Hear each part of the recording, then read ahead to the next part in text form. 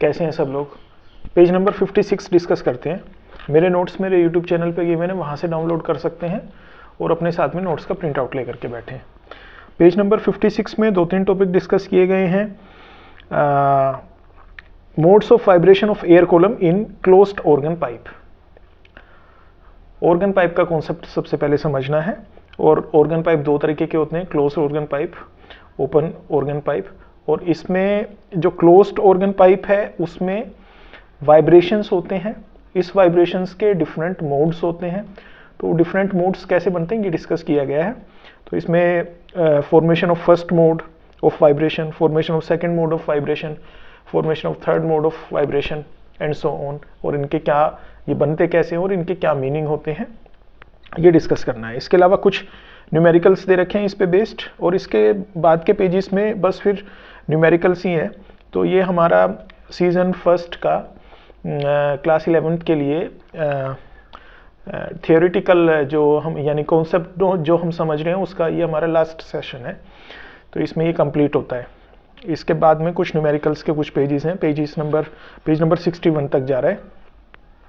तो इसमें ये समझना है हमें modes of vibration of air column in closed organ pipe.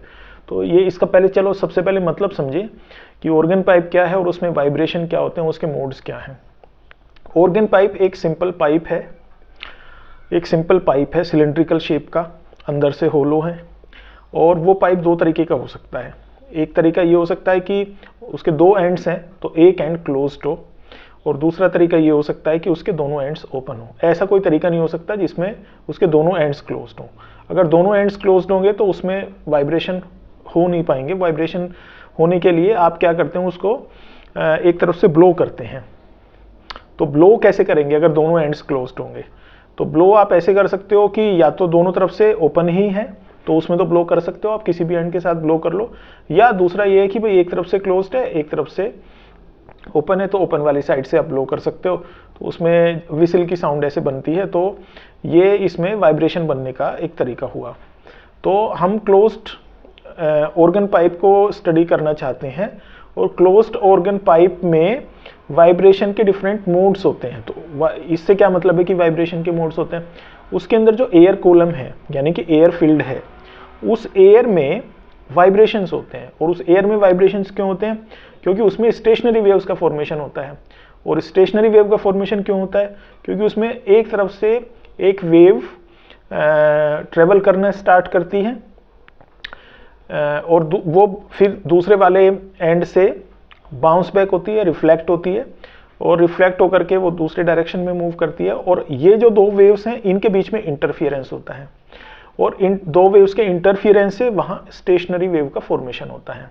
तो ये जो स्टेशनरी वेव बनती है इसके वाइब्रेशंस हैं बेसिकली। तो ये जो वाइब्रेशंस होते हैं ये इसको कहते हैं कि एयर कॉलम में वाइब्रेशन होना। और ये डिफरेंट मोड्स पे हो सकते हैं। डिफरेंट मोड्स का मतलब ये हो गया कि जिसमें नोड्स की और एंटी नोड्स की पोजीशन अलग अलग हो। तो एक जो सबसे सिंपल सिचुएशन होती है उसमें जहाँ पे क्लोज एंड होता है ऑर्गन पाइप का वहाँ पे नोड्स बनते हैं हमेशा। तो और जहाँ पे ओपन एंड होता है वहाँ पे एंटी नोड बनते हैं हमेशा। तो आपने ये देखा था स्टेशनरी वेव के केस में, स्टेशनरी वेव का इससे पहले टॉपिक डिस्कस करके आए थे कि उसमें नोड्स और एंटी नोड्स बनते हैं। नोड्स उन पॉइंट को कहते हैं जहाँ पे पार्टिकल हमेशा रेस्ट में रहता है, उसमें एम्पलीट्यूड उसका जीरो रहता है हमेशा। पार्टिकल अपनी इक्विलिब्रियम पोजीशन पे ही बना रहता है, अपनी इक्विलिब्रियम पोजीशन से शिफ्ट नहीं होता, उससे उसके अबाउट वाइब्रेट नहीं करता। तो उसके लिए एम्पलीट्यूड की वैल्यू, डिस्प्लेसमेंट की वैल्यू हमेशा जीरो ही रहती है। इस तरह के पॉइंट्स को नोड्स कहते हैं। और कुछ पॉइंट ऐसे होते हैं कि जहाँ पे मैक्सिमम वैल्यू तक यानी कि जो मैक्सिमम एम्पलीट्यूड है उतना अलाउड रहता है। तो सभी पार्टिकल्स के लिए हमने देखा था कि एम्पलीट्यूड की वैल्यू भी अलग अलग रहती है। तो कुछ पार्टिकल ऐसे रहते हैं यानी कि कुछ पोजिशंस हैं वो कुछ पोजिशंस ऐसी हैं कि जहाँ पे एम्पलीट्यूड की वैल्यू अपनी मैक्सिमम वैल्यू एज्यूम करती है, उतना एम्पलीट्यूड अलाउड है। और बाकी जो पोजीशंस हैं वहाँ पे एम्पलीट्यूड की वैल्यू उस मैक्सिमम एम्पलीट्यूड से कम रहती है। एम्पलीट्यूड की बात कर रहा हूँ मैं, डिस्प्लेसमेंट की बात नहीं कर रहा। डिस्प्लेसमेंट तो किसी भी पार्टिकल का फिक्स नहीं होता, वो तो टाइम के साथ चेंज होता ही रहता है। लेकिन यहाँ पे एम्पलीट्यूड भी सारे पार्टिकल्स का अलग अलग है। एम्पलीट्यूड का मतलब हो गया कि मैक्सिमम डिस्प्लेसमेंट कितना अलाउड है। तो किसी पर्टिकुलर इस पोजीशन के लिए मैक्सिमम डिस्प्लेसमेंट जो अलाउड है, यानी इसका एम्पलीट्यूड उसकी वैल्यू अलग है, इससे अगला जो पॉइंट है उसके लिए मैक्सिमम डिस्प्लेसमेंट जितना अलाउड है, यानी कि एम्पलीट्यूड उसकी वैल्यू अलग है, और ऐसे ही सब पॉइंट्स की अलग अलग है। तो कुछ के लिए एम्पलीट्यूड मैक्सिमम अलाउड डिस्प्लेसमेंट ज़्यादा है, कुछ के लिए कम है, तो कोरेस्पॉन्डिंगली दे वाइब्रेट करते हैं। तो जहाँ पे वो ये एम्पलीट्यूड की वैल्यू काफ़ी यानी कि मैक्सिमम पॉसिबल अलाउड है, उनको एंटी नोड कहते हैं, और जहाँ पे बिल्कुल भी अलाउड नहीं है, वो रेस्ट में रहते हैं, उन्हें नोड कहते हैं। तो जब किसी ऑर्गन पाइप में आपने एक तरफ से एक वेव को उसमें प्रोपेगेट कराया, वेव एक डायरेक्शन में प्रोपेगेट होने लगी, वो दूसरे एंड से रिफ्लेक्ट होकर के आएगी, बाउंस बैक होकर के, और अब इन दोनों वेव्स के बीच में इंटरफेरेंस हुआ और एक स्टेशनरी वेव का फॉर्मेशन हुआ। तो ये जो स्टेशनरी वेव बनी है, इस स्टेशनरी वेव के कोरेस्पॉन्डिंग कहीं पे नोड बनते हैं, कहीं पे एंटी नोड बनते हैं। तो जो सबसे सिंपल केस है, और हम एक क्लोज्ड ऑर्गन पाइप की बात कर रहे हैं, सबसे पहली बात ये, तो जो क्लोज्ड ऑर्गन पाइप में जो सबसे simple case, closed organ pipe का मतलब होगा जिसका एक एंड क्लोज्ड है, एक एंड ओपन है। तो जो सबसे सिंपल केस है उसमें ये जो क्लोज्ड एंड है ऑर्गन पाइप का, यहाँ पे नोड बनेगा, और जो इसका ओपन एंड है वहां पे एंटी नोड बनेगा। इसमें एक रूल ये तो हमेशा ध्यान में रख लें कि हमेशा नोड हमेशा क्लोज्ड एंड पे बनता है, ओपन एंड पे तो हमेशा एंटी नोड ही बनता है। अच्छा, इसका ये मतलब नहीं है कि नोड केवल वहीं बनेगा जहां पे एंड्स होंगे या क्लोज्ड एंड होगा, और ये भी मतलब नहीं है कि एंटी नोड हमेशा वहीं बनेगा जहां पे ओपन एंड ही होगा, यानी कि केवल एंड्स पे बनेगा। नहीं, इनके बीच में भी बनते हैं। लेकिन जो फंडामेंटल है, जो सबसे शुरुआती है, जो सबसे पहला, जो सिंपलेस्ट केस है, उसमें केवल एक यहाँ पे एंटी नोड बना दो जहाँ पे ओपन एंड है, और एक जहाँ पे क्लोज्ड एंड है वहाँ पे नोड बना दो। तो देखिए, इसका मैंने डायग्राम शो कर रखा है, and this is called first mode of vibration. इसको फर्स्ट मोड ऑफ वाइब्रेशन या फंडामेंटल मोड कहते हैं, फंडामेंटल फ्रीक्वेंसी या फिर फर्स्ट हार्मोनिक भी कहते हैं इसको। 2-3 नाम हो गए। तो वाइब्रेशन का मोड कौन सा है? फर्स्ट है, उसके बाद सेकंड मोड आएगा, उसके बाद थर्ड मोड आएगा, और फर्स्ट मोड में आप इसको फंडामेंटल फ्रीक्वेंसी कह रहे हो या फर्स्ट हार्मोनिक कह रहे हो। फंडामेंटल फ्रीक्वेंसी के बाद फिर बनते हैं ओवरटोन्स। तो अब जो अगला बनेगा, सेकंड मोड बनेगा, उसमें फर्स्ट ओवरटोन बनेगा, फिर जो थर्ड मोड ऑफ वाइब्रेशन बनेगा उसमें सेकंड ओवरटोन बनेगा, और ये जो फंडामेंटल में है फर्स्ट हार्मोनिक बना है। इसके बाद में जो सेकंड ये बनेगा, सेकंड मोड ऑफ वाइब्रेशन, उसमें थर्ड हार्मोनिक बनेगा, और फिर जो थर्ड केस होगा उसमें फिफ्थ हार्मोनिक बनता है। तो फर्स्ट हार्मोनिक को सबसे पहले समझ रहे हैं, जिसको फर्स्ट मोड ऑफ वाइब्रेशन मैं बोल रहा हूँ। फर्स्ट मोड ऑफ वाइब्रेशन, इसमें आप देखें डायग्राम मैंने बना रखा है ऑर्गन पाइप का, एक तरफ क्लोज्ड एंड है, एक तरफ ओपन एंड है। क्लोज्ड एंड पे मैंने नोड बना दिया, ओपन एंड पे मैंने एंटी नोड बना दिया। इस पाइप की लेंथ मान लीजिए कैपिटल L है, और इसमें ये जो वेव का फॉर्मेशन हो रहा है, इस वेव की वेव लेंथ λ1 है। तो आप ये क्लियरली ऑब्जर्व कर सकते हैं कि इसमें quarter of wave length form हुई है ऑर्गन पाइप के इनसाइड रीजन में। λ1 का 1/4 इसमें बना है, फॉर्मेशन हुई है।